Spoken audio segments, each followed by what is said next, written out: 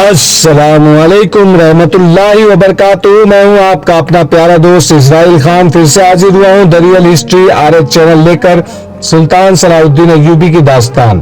امید ہے آپ کو یہ کہانی اچھی لگتی ہوگی. یہ آپ کا اپنا چینل ہے, اسے لائک, سبسکرائب, کمنٹ, شیئر ضرور کریے گا. آج کے کردار میں ہے عثمان سارنگ, النور سارنگ, امام, جاسوس اور رینی الیگزینڈر. خدا کا شکر ہے کہ اس نے میرا خنجر سلیب پر روک لیا تھا. یہ آدمی پاگل نہیں, عیسائی اور یہودی بھی نہیں, یہ مسلمان ہے.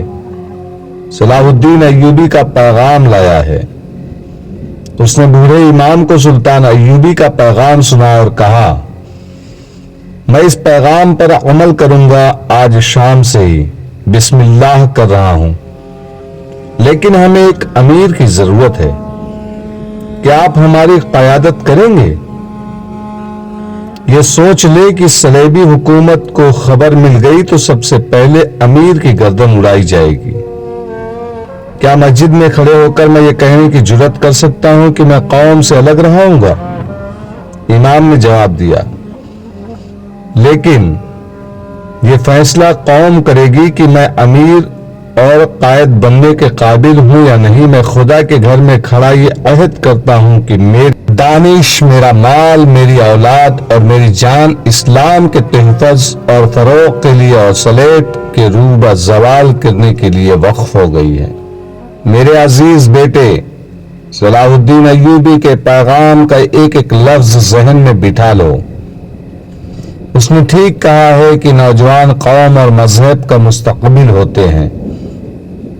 وہ اسے روشن بھی کر سکتے ہیں اور وہ آوارہ ہو کر اسے تاریک بھی کر سکتے ہیں.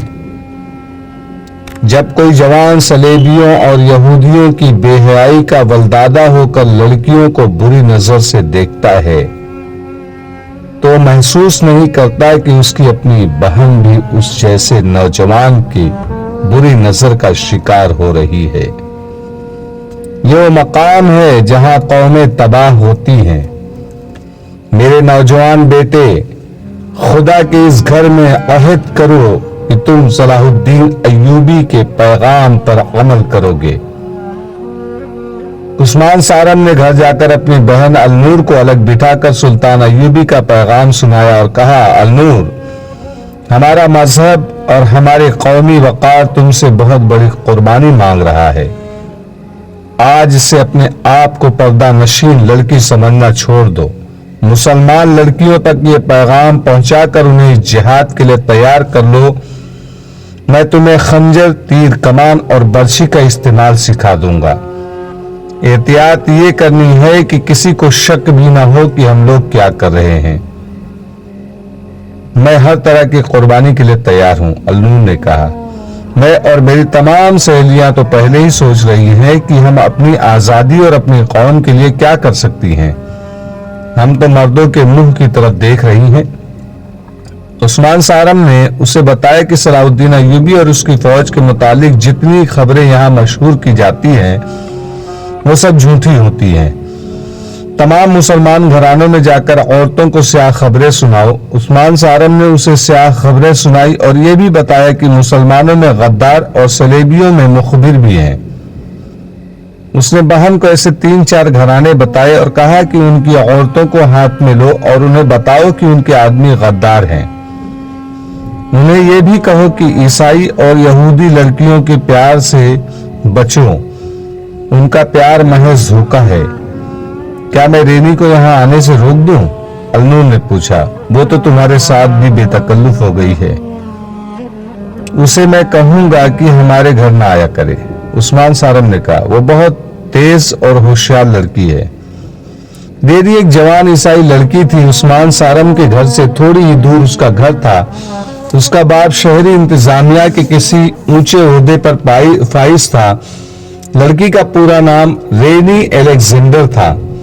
وہ النور کی سہیلی بنی ہوئی تھی. عثمان سارنگ کے ساتھ بھی اس نے گہرے مراسم پیدا کر لیے تھے. اسے دیکھ کر وہ بہت خوش ہوتی تھی. عثمان سارنگ ابھی اس کے قریب نہیں ہوا تھا. یہ وجہ یہودی تھی. جوان سمجھتا تھا کہ یہ عیسائی لڑکی ہے اور یہودی جاسوسی کرنے آتی ہے.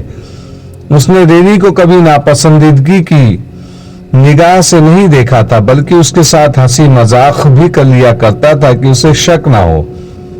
اب جب اسے یہ ضرورت پیش آئی کہ رینی اس کے گھر نہ آیا کرے تو رینی کو یہ کہنا اس کے لیے مشکل ہو گیا کہ اب ہمارے گھر نہ آیا کرو، مگر اسے روکنا ضروری تھا کیونکہ وہ گھر میں اپنی بہن کو جنگی ٹریننگ دینا چاہتا تھا اور اسے معلوم نہیں تھا کہ اس کے گھر میں اب کیا کیا راز آئیں گے۔ اس نے سوچ سوچ کر یہ طریقہ پسند کیا کہ النور سے کہا کہ رینی جب کبھی آئے تم یہ کہہ کر باہر چلی جایا کرو کہ کسی سہیلی کے گھر جا رہی ہو، اس طرح اسے ٹالتی رہو، وہ خود ہی آنا چھوڑ دے گی۔ کرک شہر کے لوگ اس پاگل کی باتیں کر رہے تھے جو مسلمانوں کی تباہی کی پیشے گوئی کرتا پھر رہا تھا۔ غیر مسلموں کو وہ بہت ہی اچھا لگا تھا، سب اسے ڈھونڈتے پھرتے تھے لیکن وہ کہیں نظر نہیں آ رہا تھا۔ سرکاری طور پر بھی اسے تلاش کیا جا رہا تھا کیونکہ مسلمانوں کو خوف زدہ کرنے اور ان کا جذبہ سرد کرنے کے لیے اس پاگل کو استعمال کرنے کا فیصلہ کیا گیا تھا۔ کسی کو معلوم نہیں تھا کہ وہ کہاں چلا گیا ہے، وہ اسی رات کہیں لاپتہ ہو گیا تھا۔ 10-12 روز اس کی تلاشی ہوتی رہی۔ سلیبی حکام نے شہر کے باہر بھی گھڑ سوار دوڑا دیے، انہیں توقع تھی کہ وہ اس شہر سے کہیں دوسرے شہر جا رہا ہوگا، مگر وہ کسی کو نہ ملا اور 10-12 دن گزر گئے۔ ان 10-12 دنوں میں عثمان سارم نے النور اور اس کی 3 سہیلیوں کو ہتھیاروں کا استعمال سکھا دیا۔ اس نے انہیں تیغ زنی بڑی محنت سے سکھائی۔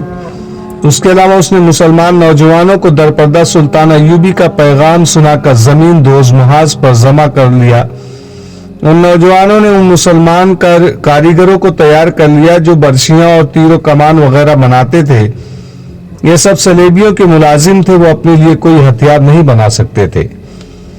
مسلمانوں کو کوئی ہتھیار رکھنے کی اجازت نہیں تھی۔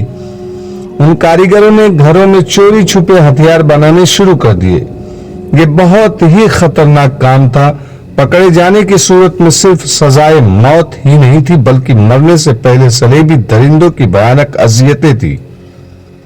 وہاں کوئی مسلمان کسی معمولی سے جرم میں یا محض شک میں پکڑا جاتا تو اس سے پوچھا جاتا تھا کہ مسلمان گھرانوں کے اندر کیا ہو رہا ہے اور جاسوس کہاں ہے۔ اس کے ساتھ ہی اس کے جسم کو روئی کی طرح دھونا شروع کر دیا جاتا تھا۔ کاریگر جو ہتھیار بناتے تھے وہ عثمان سارم جیسے نوجوان رات کو مختلف گھروں میں چھپا دیتے تھے۔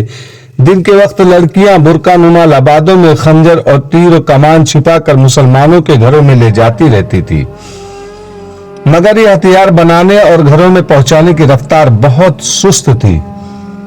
ادھر سلطان ایوبی کو ایک جاسوس نے اطلاع دے دی کہ کرک اور مضافات کے مسلمانوں تک اس کا پیغام پہنچ گیا ہے اور وہاں کے نوجوان لڑکوں اور لڑکیوں نے زمین دوز محاذ بنا لیا ہے۔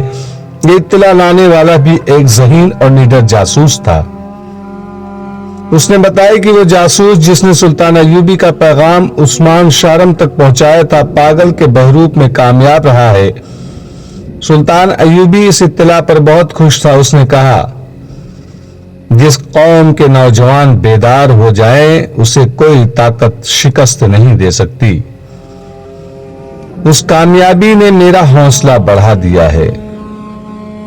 شعبہ جاسوسی کے نائب زاہدان نے کہا، اگر آپ اجازت دیں تو میں مقبوضہ علاقے کے نوجوانوں کو اپنے جاسوسوں کے ذریعے اتنا بھڑکا سکتا ہوں کہ وہ شعلے بن کر کرک اور یروشلم کو آگ لگا دیں گے۔ سلطان ایوبی نے کہا، اور اس آگ میں وہ خود بھی جل مریں گے۔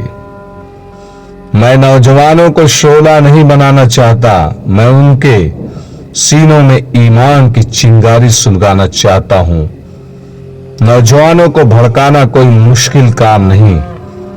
ان میں سے کوئی اشرفی کی چمک اور لالچ سے تمہارے ہاتھ میں کھیلنے لگے گا، اور زیادہ تعداد ان کی ہے جو جذباتی الفاظ اور جوشیلوں نعروں سے بھڑک اٹھتے ہیں۔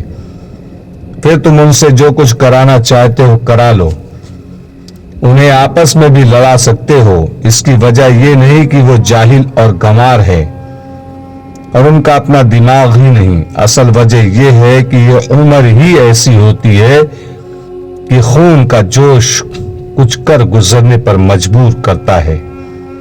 اس عمر میں ذہن عیاشی کی طرف بھی مائل ہوتا ہے اور عمل صالح کی طرف بھی. تم نوجوان ذہن کی جو بھی تحریک اور استعمال دے دو وہ اسی کا اثر قبول کر